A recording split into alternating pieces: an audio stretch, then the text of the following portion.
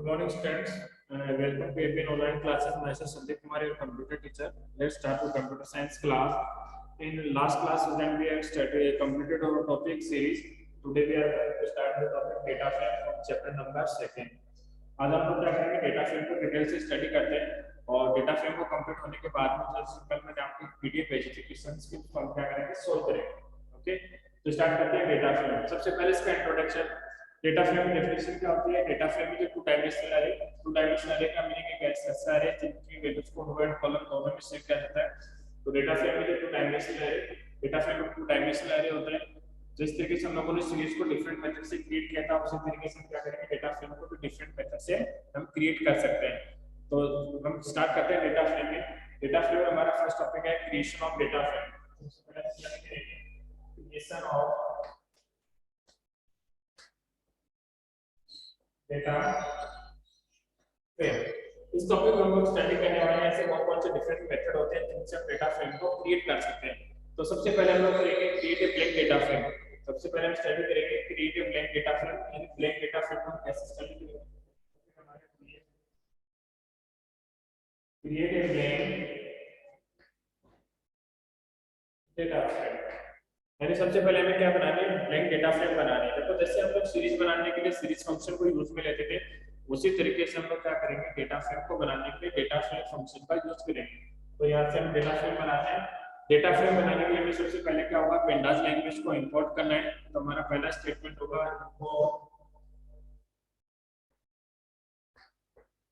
Import pandas SPD. सबसे पहले हम लोगों ने क्या किया, पेंडास लैंग्वेज को इंपोर्ट कर लिया. अब क्या करेंगे, हम लोग डेटा फ्रेम बनाएंगे. तो डेटा फ्रेम बनाने के लिए वेरिएबल लेते हैं जिसका नाम है df1 equal to pd dot.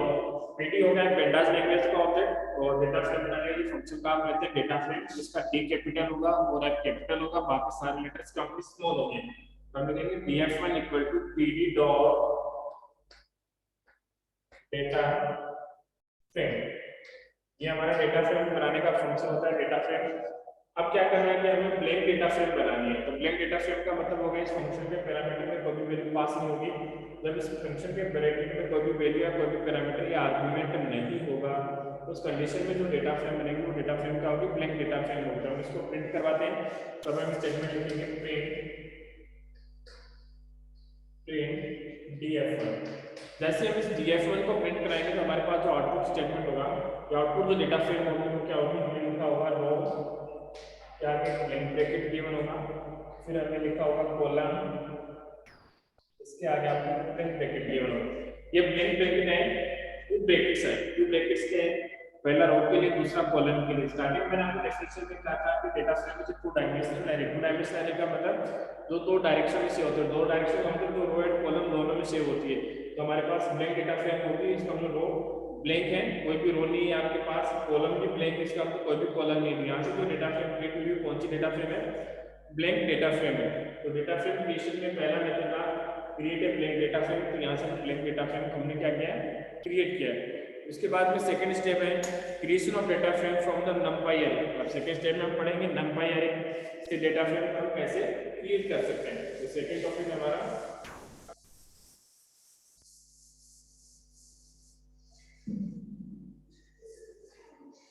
Second topic है creation of data frame from numpy array. Second topic हम लोग क्या करेंगे, डेटा फ्रेम क्रिएट करेंगे. वो कहां से करेंगे, numpy array से क्रिएट करेंगे. जैसे हमें पता है कि numpy को काम में लेने के लिए सबसे पहले इसको इंपोर्ट करना कंपलसरी है. डेटा फ्रेम को काम में लेने के लिए हमें डेटा फ्रेम को पेंडास को लैंग्वेज को इंपोर्ट करना कंपलसरी. तो हम लोग क्या करेंगे, सबसे पहले हमारे इंपोर्ट स्टेटमेंट को राइट करेंगे. पहला इंपोर्ट स्टेटमेंट होगा इंपोर्ट numpy np. दूसरा इंपोर्ट स्टेटमेंट होगा, उसमें लिखा जाएगा import date pandas as a pd. तो सबसे पहले हम क्या करते हैं, numpy को इंपोर्ट करते हैं. क्या इंपोर्ट numpy as np. यानी सबसे पहले हमने क्या किया है, numpy को इंपोर्ट करें तो लिखा इंपोर्ट numpy as np. उसके बाद हमें क्या करना है, डेटा फ्रेम बनानी है. ये हमारा टॉपिक है. अब हमें क्या बनानी है, डेटा फ्रेम बनानी है. तो डेटा फ्रेम का मतलब क्या होगा, हमें किसकी रिक्वायरमेंट है, पेंडास लैंग्वेज की रिक्वायरमेंट है। हम क्या करेंगे, पेंडास को इंपोर्ट करेंगे। सेकंड स्टेटमेंट हम लिखेंगे इंपोर्ट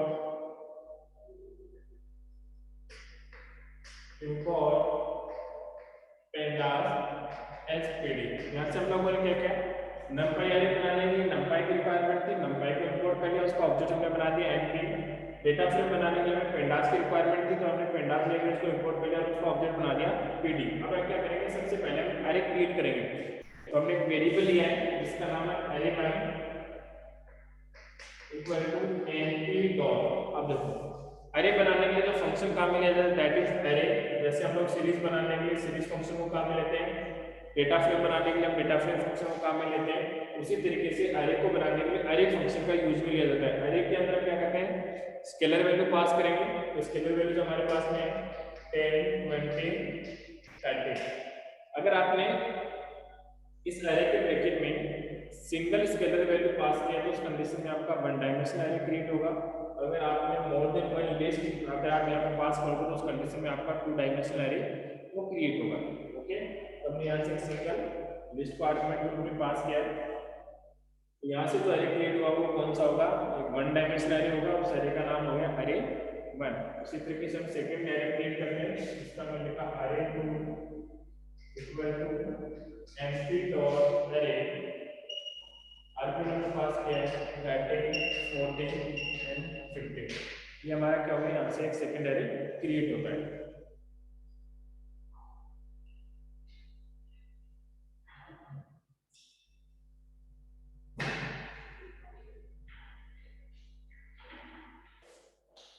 ओके स्टूडेंट, तो हम लोगों ने क्या किया है, numpy array हमें बनाना है तो numpy को इंपोर्ट कर लिया, डेटा फ्रेम बनाया तो पेंडास को इंपोर्ट कर लिया। अब हमें क्या करना है, array क्रिएट करने हैं। तो एक वेरिएबल का नाम तो हो गया array1 equal to np। np क्यों लिया है, क्योंकि हमें numpy array बनाना था, तो numpy का ऑब्जेक्ट है np डॉट array बनाने के लिए array फंक्शन काम में लेते हैं। सिंगल लिस्ट हमने आर्गुमेंट के रूप में पास किया है, तो जब सिंगल लिस्ट आर्गुमेंट के रूप में पास करेंगे उस कंडीशन में जो एरे क्रिएट होगा वो क्या होगा, वन डायमेंशनल एरे होगा। अगर आप मोर देन वन लिस्ट को इस आर्गुमेंट के रूप में पास करोगे तो वहां पे जो एरे क्रिएट होगा वो होगा टू डायमेंशनल एरे। यहाँ से हमने one dimensional array array one create कर लिया। उसी तरीके से हमने दूसरा वन डायमेंशनल एरे टू को क्रिएट कर लिया। अब हमें क्या करना है, इन दोनों एरे की सहायता से हमें क्या बनानी है, डेटा फ्रेम बनानी है। तो डेटा फ्रेम बनाने के लिए हम क्या करते हैं, वेरिएबल लेते हैं। इस वेरिएबल का नाम है df1 equal to pd dot. pd dot क्यों लिखा, क्योंकि डेटा फ्रेम है वो किसका है, पेंडास लैंग्वेज का डेटा टाइप है। तो पेंडास का जो ऑब्जेक्ट है हमारे पास वो pd, तो हमने लिखा pd डॉट। डेटा फ्रेम बनाने के लिए हम फंक्शन काम में लेते हैं, डेटा फ्रेम में हम लिखेंगे pd डॉट डेटा फ्रेम। किससे हमें डेटा फ्रेम बनानी है, अकॉर्डिंग टू क्वेश्चन में कहा गया है data frame from numpy array। numpy array से डेटा फ्रेम बनानी है। तो numpy array हमारे कौन से हैं, array1 और array2 है। तो दोनों को हम क्या करें, सिंगल एरे को भी आप यहाँ पैरामीटर को भी लिख सकते हो या दोनों को भी आप एक साथ में लिख सकते हो। यहाँ पे दोनों एरे से एक साथ में डेटा फ्रेम बना रहा हूँ, जिसमें हमने लिखा array1 array2, यानी दोनों एरे को मैंने क्या किया, आर्गुमेंट ग्रुप में यहाँ से पास करवा दिया। अब उसके बाद में क्या करेंगे, हमें देखना है कि हमारे डेटा फ्रेम क्रिएट हुई कि नहीं, यानी डेटा फ्रेम कौन सी हमारी df1, तो इसको हम क्या करेंगे, प्रिंट करवाएंगे।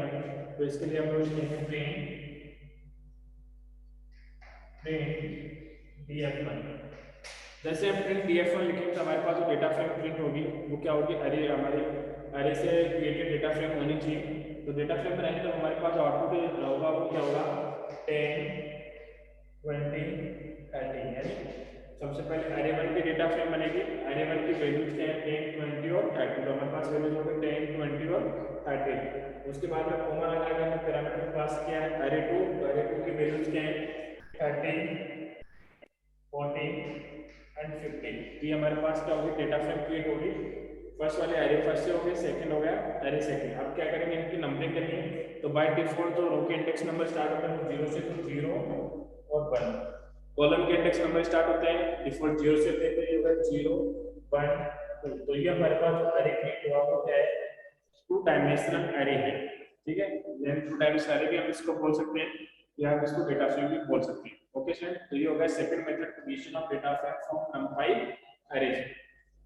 इसी तरीके से अगर आपको टू डायमेंशनल एरे के थ्रू डेटा फ्रेम बनानी है, अगर टू डायमेंशनल एरे के थ्रू अगर आपको डेटा फ्रेम बनाना है, उस कंडीशन में हम लोग क्या करेंगे, पहले टू डायमेंशनल एरे बनाएंगे, फिर उसको डेटा फ्रेम में कन्वर्ट करते हैं। उस कंडीशन में क्या करोगे, ये स्टेटमेंट यहाँ से हटा देता हूं, इसको थोड़ा सा ध्यान से देखना, क्योंकि हमने एक लिस्ट को आर्गुमेंट के रूप में पास किया, तो ये वन डायमेंशनल एरे हो गया, फिर कॉमा लगा के दूसरी लिस्ट में पास कर देता हूं यहाँ से 40 50 60, यानी इस एरे फंक्शन में मैंने दो लिस्ट को ऐसे आर्गुमेंट के रूप में पास किया है। यानी पहली लिस्ट के एलिमेंट है 10 20 30, कॉमा दूसरी लिस्ट में मेरे पास उसके एलिमेंट है 40 50 और 60, इन दोनों लिस्ट को मैं आर्गुमेंट के रूप में पास कर रहा हूं। तो उस कंडीशन में जो एरे क्रिएट होगा वो क्या होगा, टू डायमेंशनल। अगर आप इसको प्रिंट करवाओगे, स्टेटमेंट प्रिंट एरे 1, अगर आपने ये स्टेटमेंट लिखा है तो उस कंडीशन में इसका जो आउटपुट होगा, वो आउटपुट क्या होगा, देखो ध्यान से। हमने लिखा प्रिंट एरे 1, प्रिंट एरे 1 का मतलब एरे 1 को प्रिंट करवाएगा, तो एरे 1 के एलिमेंट कौन कौन से हैं, पहला 10 20 30, तो पहला एलिमेंट हो गया 10 20 30।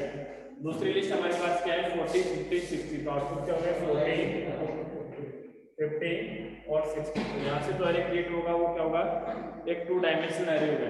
अब हमें क्या करना है, इस टू डायमेंशनल एरे को किस में कन्वर्ट करना है, डेटा फ्रेम में।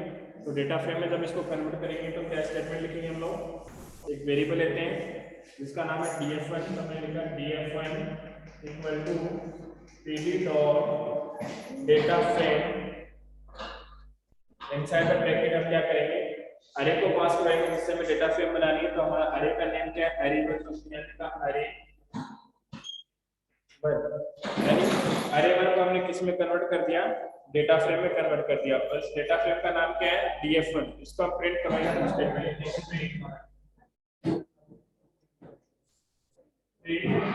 df1, जैसे हम df1 को प्रिंट कराएंगे तो आउटपुट डेटा फ्रेम होगी हमारी क्या होगी, 10 20 30 40 50 60।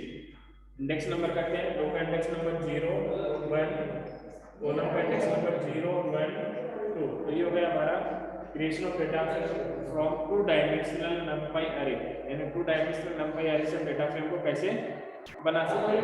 ये हो गया creation of data frame from one dimensional array और टू डायमेंशनल एरे, दोनों यहाँ से कंप्लीट हो गए। Okay,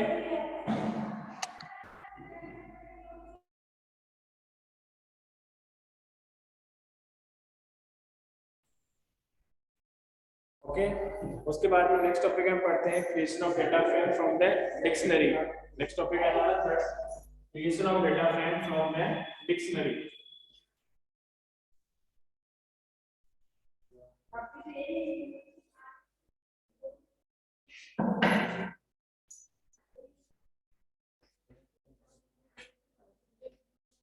creation of data frame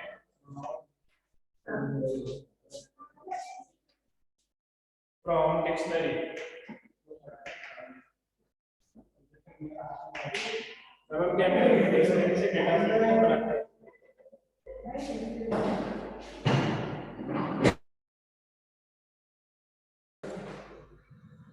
next topic है creation of data frame from the dictionary.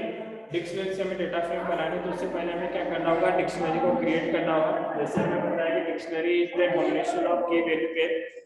Dictionary होती है वो की वैल्यू पेयर का एक कॉम्बिनेशन होता है। तो सबसे पहले हम क्या करेंगे, यहाँ से डिक्शनरी को क्रिएट करते हैं। तो डिक्शनरी को क्रिएट करने के लिए DICT1, डिक्शनरी का नेम हो गया DICT1 इक्वल टू, हम क्या करेंगे डिक्शनरी को क्रिएट करते हैं। तो डिक्शनरी को इस ब्रैकेट में लिखा रहता है, सबसे पहले की होती है, की में लिखा a, उसकी वैल्यू 10, फिर हमने लिखा कॉमा, सेकंड की हमारे पास में b, उसकी वैल्यू 20, थर्ड की हमारे पास में c, उसकी वैल्यू 30। तो हमने यहाँ से क्या किया, डिक्शनरी को क्रिएट कर लिया। अब क्या करना है, यहाँ से हमने डिक्शनरी को क्रिएट कर लिया। अब हमें क्या करना है, डिक्शनरी को डेटा फ्रेम में कन्वर्ट करना है। तो डिक्शनरी को डेटा फ्रेम में बनाने के लिए सबसे पहले हमें क्या करना होगा, पेंडास लैंग्वेज को इंपोर्ट करना है। तो उसके लिए हम स्टेटमेंट लिखेंगे इंपोर्ट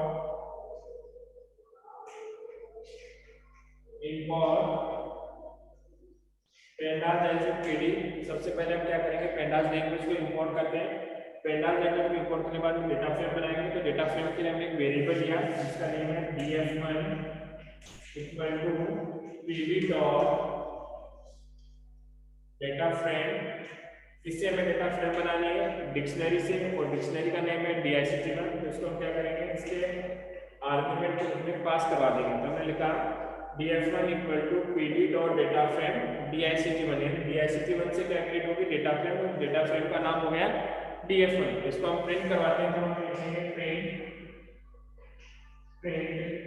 df1। यहाँ से हम क्या करते हैं df1 को प्रिंट करवाते हैं। अब देखो क्या होगा, जब हमारे df1 प्रिंट होगी उस कंडीशन में हमने इसको किससे बनाया, डिक्शनरी से बनाया। और डिक्शनरी में क्या है, की वैल्यू पेयर है, यानी दोनों को एक पेयर बोलते हैं। यानी ये की होगी ए, उसकी वैल्यू होगी टी। तो उस कंडीशन में क्या होगा, देखो कीज क्या होती है, अनम्यूटेबल होती है, यानी कीज को हम चेंज नहीं कर सकते, जबकि वैल्यूज को हम क्या कर सकते हैं, चेंज कर सकते हैं। तो कीज हमेशा बन जाएंगे कॉलम और उसकी वैल्यू बन जाएगी उसकी रो। कैसे होगा, हमारे पास कीज कौन सी है, ए बी सी। तो जब डेटा फ्रेम प्रिंट होगी तो 3 कॉलम क्रिएट होंगे हमारे पास ए बी सी, उनकी वैल्यूज होंगे 10, बी की वैल्यू 20, सी की वैल्यू 30। तो हमारे पास एक डेटा फ्रेम क्रिएट हुई। तो डेटा फ्रेम में डिक्शनरी की कीज बन गए कॉलम के नेम, और वैल्यू होगी उस कॉलम की वैल्यू क्या पहुंच सकते हैं, उस कॉलम की रो में कन्वर्ट होंगे, भी होगी हमारी डेटा फ्रेम। ओके, उसके बाद में फोर्थ पॉइंट है creation of series, sorry creation of data frame. हमने क्या किया है, डेटा फ्रेम को हमने एम्प्टी डेटा फ्रेम बना ली, और नंपाई एरे से हमने डेटा फ्रेम को क्रिएट कर लिया। उसके बाद में डिक्शनरी की सहायता से हमने डेटा फ्रेम को क्रिएट कर लिया। अब हम क्या करें, creation of data frame from the series, series की सहायता से हम डेटा फ्रेम को कैसे बना सकते हैं, तो उसको स्टडी करते हैं। तो फोर्थ टॉपिक है creation of data frame from series.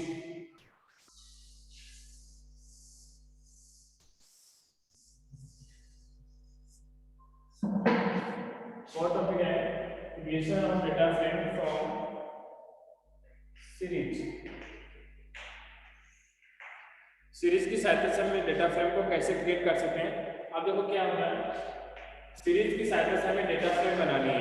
Single series से डेटा फ्रेम बनाना आसान होगा, अगर हम मोर देन वन सीरीज को काम में लेके अगर डेटा फ्रेम बनाए तो कैसे बनाते हैं, तो दोनों को हम एक साथ में कंसीडर करते हैं। तो वो सीरीज भी और डेटा फ्रेम, सीरीज और डेटा फ्रेम दोनों किसके हैं, पेंडास के, दोनों पेंडास के डेटा स्ट्रक्चर हैं। तो इसके लिए हमें क्या करना होगा, इन दोनों को जब भी क्रिएट करेंगे तो हमें पेंडास को इंपोर्ट करना होगा। सबसे पहले हम क्या करेंगे, पेंडास लैंग्वेज को इंपोर्ट करते हैं। तो उसके लिए स्टेटमेंट हो गया इंपोर्ट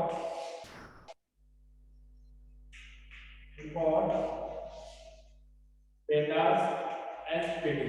हमने क्या किया है, पेंडास लैंग्वेज को यहाँ से इंपोर्ट कर लिया। अब हमें क्या करना है, सीरीज की सहायता से डेटा फ्रेम बनानी है। तो इसका मतलब सबसे पहले हमें क्या रिक्वायरमेंट है, सीरीज की रिक्वायरमेंट है। तो सीरीज यहाँ से क्रिएट करते हैं। तो हमने लिखा series 1 equal to pd dot series, scalar values होंगे 10, 20, 30 एंड 40। ये हमारी फर्स्ट सीरीज क्रिएट होगी। अगर इस सीरीज को आप इंडेक्स नंबर देना चाहो तो आप कॉमा लगाएंगे, तो comma index equal to A B C और लास्ट हो गया डी। ये हमारी और क्या होगी, फर्स्ट सीरीज क्रिएट होगी। इसी तरीके से हम एक अनदर सीरीज क्रिएट करते हैं, that is series 2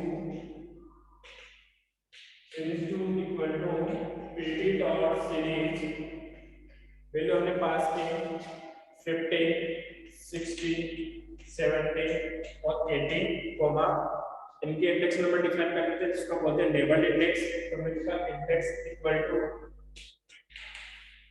A B C और डी। सेम इंडेक्स हमने काम में ले लिया, आप चाहो तो डिफरेंट इंडेक्स भी यहाँ पे काम में ले सकते हो। ठीक है, यहाँ से हमारे क्या होगी, 2 सीरीज क्रिएट होगी। अब हमें क्वेश्चन के अकॉर्डिंग क्या कहा है कि creation of data frame from the series. तो सीरीज हमारी बन चुकी है, अब इन सीरीज को हम किसमें कन्वर्ट करेंगे, डेटा फ्रेम में कन्वर्ट करेंगे। तो इसलिए हम लिखेंगे एक वेरिएबल लेते हैं df1, वेरिएबल का नाम होगा df1 pd dot data frame, pd dot data frame. Data frame किससे बनानी है, सीरीज से बनानी है, और सीरीज का नाम क्या है, सीरीज 1 और सीरीज 2 को दोनों का आर्गुमेंट पास करवाते हैं। सीरीज 1 कॉमा सीरीज 2, यानी हमने क्या किया, मोर देन वन सीरीज का एज आर्गुमेंट में पास करवा दिया। अब जो हमारी डेटा फ्रेम क्रिएट होगी वो डेटा फ्रेम कैसी होगी? देखो सीरीज में हमारे पास क्या है, वैल्यू और इंडेक्स नंबर दोनों एक साथ में है। तो ये क्या करेंगे, हमारे पास वैल्यू भी है और इंडेक्स नंबर भी हमने शो किए। ये इंडेक्स नंबर किसके हैं? इन वैल्यूज के हैं। और सीरीज में वैल्यूज क्या होती है, वन डायमेंशनल एरे के रूप में होती है। तो यहाँ क्या होगा, हमारे पास क्या होगा, जो डेटा फ्रेम क्रिएट होगी उसमें index number A B C D है वो क्या बन जाएंगे, उस डेटा फ्रेम के कॉलम्स बन जाएंगे। तो कॉलम्स हो गए हमारे पास में ए बी सी और डी, और इनकी वैल्यू हम नोट करेंगे। सीरीज फर्स्ट में ए की वैल्यू है 10, सीरीज बी फर्स्ट में बी की वैल्यू है 20, सी की वैल्यू है 13, डी की वैल्यू है हमारे पास में 14। इसी तरीके से सीरीज सेकंड सीरीज में हमारे पास में ए की इंडेक्स वैल्यू है 15, बी की वैल्यू है 16, सी की वैल्यू है 17 और डी की वैल्यू है 18। अगर हम अनंतर इंडेक्स काम लेते हैं, अगर मान लो कि आपने इंडेक्स ई को काम में लिया है तो यहाँ पे क्या हो जाएगा, ई की वैल्यू 80 हो जाएगी। फर्स्ट सीरीज में ई की वैल्यू है उसको हम रिप्रेजेंट कर देंगे एनएन से। इसी तरीके से सेकंड सीरीज में अगर डी की वैल्यू नहीं है तो उसको हम रिप्रेजेंट कर देंगे एनएन से। तो ये हो गया हमारा fourth method, creation of data frame from the series, यानी मोर देन वन सीरीज से हम डेटा फ्रेम को कैसे बना सकते हैं। सिंगल सीरीज का आपसे कभी नहीं पूछेगा क्योंकि सिंगल सीरीज से डेटा फ्रेम बनाना आसान है। सिंगल सीरीज में हो गया, आपने 3 वैल्यूज ले ली, लिस्ट एक सीरीज ले लिया, सीरीज आपने बना दी, सीरीज में आपने लेबल इंडेक्स बना दिया, अब उसको हम डेटा फ्रेम में बनाएंगे तो ऑटोमेटिक सिंपल सा क्वेश्चन बनता है कि जो इंडेक्स नंबर होंगे वो उसके कॉलम बन जाएंगे, बाकी उसकी वैल्यूज रह जाएंगे। तो आपको सिंपल नहीं पूछेगा, आपसे वो मोर देन वन सीरीज का पूछेगा। तो मोर देन वन सीरीज की कंडीशन में आपको पहले सीरीज क्रिएट करनी है, फिर उन सीरीज से डेटा फ्रेम बनाना है। जब आप इसका आउटपुट लिखोगे उस कंडीशन में आपको ध्यान रखना है कि जो सीरीज के अगर आपने इंडेक्स नंबर डिफाइन किए हैं, अगर आपने सीरीज को लेबल इंडेक्स दिया तो उस कंडीशन में आपके जो लेबल इंडेक्स होंगे वो सीरीज डेटा फ्रेम के कॉलम्स बन जाएंगे। जैसा हमने डिक्शनरी में किया था, बस उसी तरीके से अगर सीरीज के लेबल इंडेक्स है तो वो डेटा फ्रेम के कॉलम बन जाएंगे और लेबल इंडेक्स की आपको वैल्यू को नोट करना है एज इट इज। ओके, तो ये हो गया fourth method, creation of data frame from series. Next है creation of data frame from the dictionaries of series. अब हमें क्या बनाना है, क्रिएशन ऑफ डेटा फ्रेम। अभी हम लोग क्या करें, सिंगल से बनाए थे, पहले हमने ब्लैक डेटा फ्रेम बनाया था, फिर हमने नंपाई से डेटा फ्रेम बनाया था, उसके बाद में हमने क्या किया, सीरीज से डेटा फ्रेम बनाया। अब हम लोग क्या करेंगे, मिक्स काम में लेंगे, यानी डिक्शनरीज ऑफ सीरीज, यानी सीरीज भी बनाएंगे डिक्शनरी भी बनाएंगे, फिर उनसे हम डेटा फ्रेम बनाते हैं। तो नेक्स्ट हमारा टॉपिक हो गया फिर topic creation of data frame from the dictionaries of series.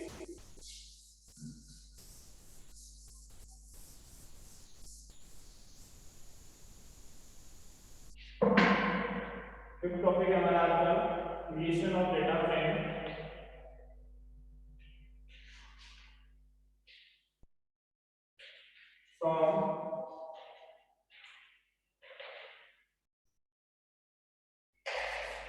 From dictionaries of series. देखो यहाँ पे क्या दिया है इसने, 3 चीजें हमें एक साथ ली है। पहली चीज इसने लिखा है आपको डेटा फ्रेम बनानी है, किससे बनानी है, डिक्शनरीज ऑफ सीरीज से बनानी है। नहीं, आपकी डिक्शनरी होगी, यहाँ तक होता था हम बोलते हैं creation of data frame from dictionary, तो हमारा डिक्शनरी वाला मेथड सेम रहता है। लेकिन अब इसने क्या किया, dictionaries of series. Dictionaries of series का मतलब आपकी डिक्शनरी में सीरीज होगी। डिक्शनरीज ऑफ सीरीज का मतलब हो गया कि आप जो डिक्शनरी बनाओगे उस डिक्शनरी में क्या होनी चाहिए, सीरीज, और उससे हम क्या बनाएंगे, डेटा फ्रेम बनाएंगे। तो सबसे पहले तो हमें किसकी रिक्वायरमेंट है, सीरीज की। सीरीज को हम किस में बनाएंगे, डेटा फ्रेम में, डिक्शनरी में कन्वर्ट करेंगे। तो सीरीज के लिए हमें किसकी रिक्वायरमेंट होती है, पेंडास की। तो सबसे पहले हम इंपोर्ट कर लेते हैं। तो हमारा स्टेटमेंट होगा इंपोर्ट पेंडास एसपीडी। यहां से हमने पेंडास लैंग्वेज को इंपोर्ट कर लिया। अब हमें क्या करना है, ये दोनों काम एक साथ में करने हैं। Dictionaries of series, dictionaries of series को हमें एक साथ क्रिएट करेंगे। तो डिक्शनरीज ऑफ सीरीज का मतलब डिक्शनरी के इनसाइड सीरीज। तो यहां से हम एक वेरिएबल लेते हैं जिसका नाम होगा DICT1। ये किसको डिनोट करेगा, डिक्शनरी को डिनोट करेगा। अब हमें क्या करना है, इस डिक्शनरी के इनसाइड में सीरीज बनानी है, मोर देन वन सीरीज बनानी है। तो डिक्शनरी में क्या होता है, की वैल्यू पेयर होता है। तो की वैल्यू पेयर का मतलब हमने की काम में लिया है, यहाँ से हमने की लिखा ए, ये तो हमारी क्या बन गई, की होगी डिक्शनरी में। अब हमें क्या करनी है, सीरीज बनानी है। हमने लिखा PD डॉट सीरीज, इनसाइड हम क्या करते हैं, वैल्यू पास कराते हैं, लिखा 1 2 3 4। ये क्या हो गया हमारी डिक्शनरी की वैल्यूज हो गई। इंडेक्स डिफाइन करने का हमने लिखा index equal to A B C D. हमने इंडेक्स लिखा ए बी सी और ये होगा हमारा इंडेक्स डी।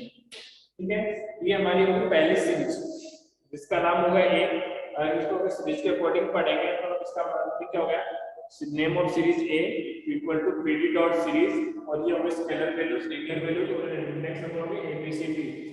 डिक्शनरी के अकॉर्डिंग पढ़ेंगे तो इसका मतलब ये हो गया की और बाकी सारी क्या होगी कॉलम के बाद वाली उसकी वैल्यूज होगी। इसी तरीके से हम दूसरी सीरीज डिक्शनरी बनाते हैं, सीरीज बनाते हैं तो उसका नेम होगा B equal to PD dot series value हमने लिखी है इसमें 5 6 7 3 वैल्यूज हमने लिखा कॉमा इंडेक्स इक्वल टू हमने लिखा ए बी और सी। ये हो गई हमारी सेकंड सीरीज। इसी तरीके से अनदर सीरीज स्प्लिट करते हैं सी, इसमें हमने लिखा पीडी डॉट सीरीज, इसमें वैल्यू लिखी हमने 8 और 9। हम दो वैल्यू ले रहे हैं। पहले वाली सीरीज में हमारे पास 4 वैल्यू थी, दूसरी वाली सीरीज में हमारे पास 3 वैल्यू है, तीसरी वाली सीरीज में हमने 2 वैल्यूज ली है कॉमा इंडेक्स इक्वल टू हमने लिखा इंडेक्स इक्वल टू ए और बी। ये हो गई हमारी सीरीज और ये ब्रैकेट में होगा डिक्शनरीज का। तो ये कॉम्बिनेशन क्या हो गया, DICT1 is the combination of dictionaries of series and DICT1 को हम क्या बोलते हैं, it is the combination of dictionaries of series. यानी डिक्शनरीज ऑफ सीरीज का मतलब डिक्शनरी के अंदर बहुत सारी सीरीज है, मोर देन वन सीरीज का कॉम्बिनेशन हो गया। अब हमें क्या करना है, इस DICT1 को अगर हम डेटा फ्रेम में बना देंगे तो हमारा जो क्वेश्चन में जो हमसे पूछा गया है data frame from dictionaries of series है वो यहाँ से क्रिएट हो जाएगा। तो डेटा फ्रेम बनाने के लिए हम एक ऑब्जेक्ट लेते हैं, वेरिएबल का नाम होगा dfl equal to pd dot data frame और इनसाइड द ब्रैकेट हमने पैरामीटर पास करा दिया DICT1। यानी हमारे पास यहाँ से डेटा फ्रेम क्रिएट होती है, उस डेटा फ्रेम का नाम है DF1 और किससे क्रिएट हुई है वो DICT1 और DICT1 क्या है, डिक्शनरीज ऑफ सीरीज हो गया है। अब देखो ये तो हमने कर दिया, अब हम इसको प्रिंट करवाते हैं। तब स्टेटमेंट लिखेंगे प्रिंट DF1। जैसे हम DF1 को प्रिंट कराएंगे तब हमारा आउटपुट कैसे होगा, तो वही सेम मेथड काम में लेना है। डिक्शनरीज की कीज क्या बन जाएगी, कॉलम। तो डिक्शनरीज की कीज क्या है, ए बी सी। तो हमारे पास यहाँ से 3 कॉलम होंगे ए बी सी। लेकिन हम लोगों ने पढ़ा था कि सीरीज से जब हम डिक्शनरी बनाते हैं तो उस कंडीशन में इंडेक्स नंबर क्या बन जाते हैं, उसके कॉलम बन जाते हैं। लेकिन यहाँ पे क्या हो रहा है, डिक्शनरीज ऑफ सीरीज है, इसका मतलब डिक्शनरी की जो कीज है वो बनेगी कॉलम और सीरीज के जो इंडेक्स नंबर है वो किसके बन जाएंगे, रो के नेम बन जाएंगे, यानी रो का लेबल इंडेक्स बन जाएगा। रो के लेबल हो गया हमारे पास ए।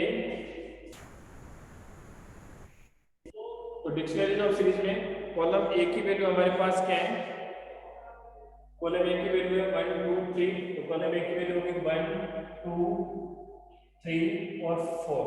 ठीक है, इनके इंडेक्स नंबर क्या है, ए बी सी डी। तो रो के इंडेक्स नंबर होंगे ए बी सी और डी। समझ में आ गया यहाँ पे।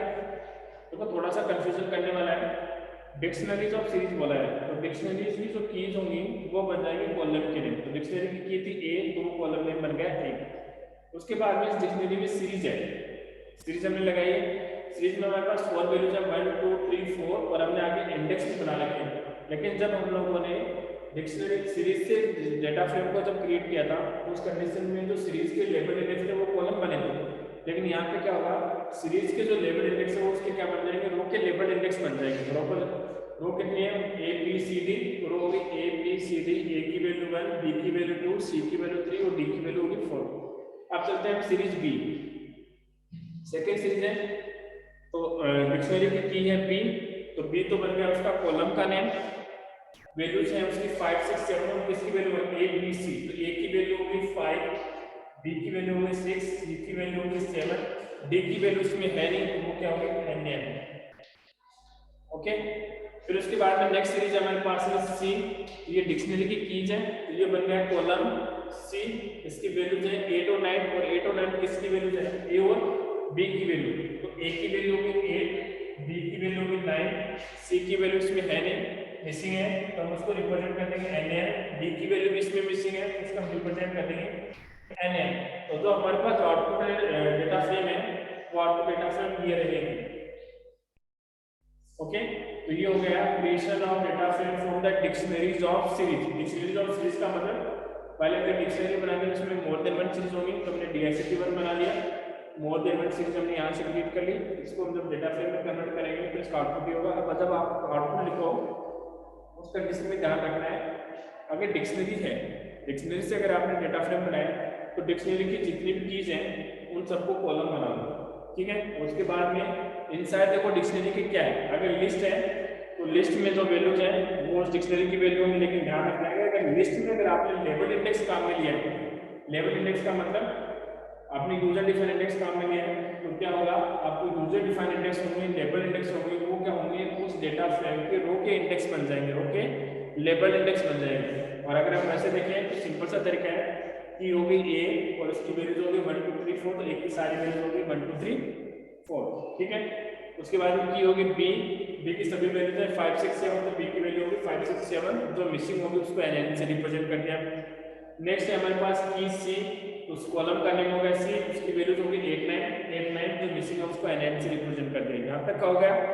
अब उसके बाद हमें क्या करना है, इन लेबल इंडेक्स का हम लोग क्या करेंगे, तो क्या करना है, देखो कॉलम ऑलरेडी बन चुके हैं, अब बच गया आपके पास में रो और लेबल इंडेक्स है तो इसका मतलब एक किसके नेम हो जाएंगे, रो के लेबल इंडेक्स बन जाएंगे, तो रो के लेबल इंडेक्स हो गए ABCD।